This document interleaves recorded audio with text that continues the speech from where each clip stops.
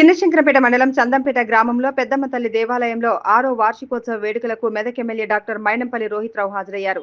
వార్షికోత్సవంలో భాగంగా పెద్దమ్మ దేవాలయంలో ఆయన ప్రత్యేక పూజలు నిర్వహించారు.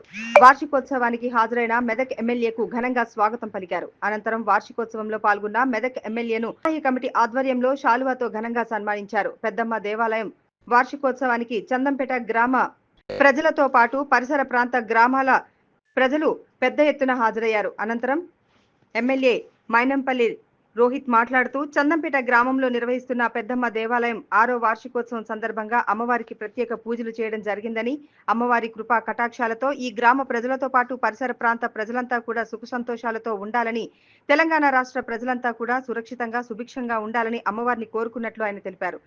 గ్రామాలలో దేవాలయ ఉత్సవాలలో ప్రతి ఒక్కరూ విధిగా పాల్గొని కార్యక్రమాలను విజయవంతం చేసేందుకు కృషి చేయాలని అన్నారు. ఈ కార్యక్రమంలో చందంపేట మాజీ ఎంపీటీసీల ఫోరం మాజీ అధ్యక్షులు శివకుమార్, మాజీ సర్పంచ్ శ్రీలత స్వామిరాజ్, పెద్దమ్మ దేవాలయ కమిటీ చైర్మన్ తాడికొండ యాదగిరి, ముదిరాజ్ సంఘం అధ్యక్షులు తాడికొండ గంగాధర్, కాంగ్రెస్ నాయకులు తాటికొండ రామకృష్ణ, నరేష్, గిరికల నర్సింలు, బుర్కా నాగరాజు, ఏలూరి సత్యనారాయణ, రాజురెడ్డి, చిరంజీవి, కొరివి శ్రీనివాస్ తదితరులు పాల్గొన్నారు. గ్రామంలో మరి పెద్దమ్మ తల్లి 6వ వార్షికోత్సవం రావడం మరి చాలా సంతోషకరం.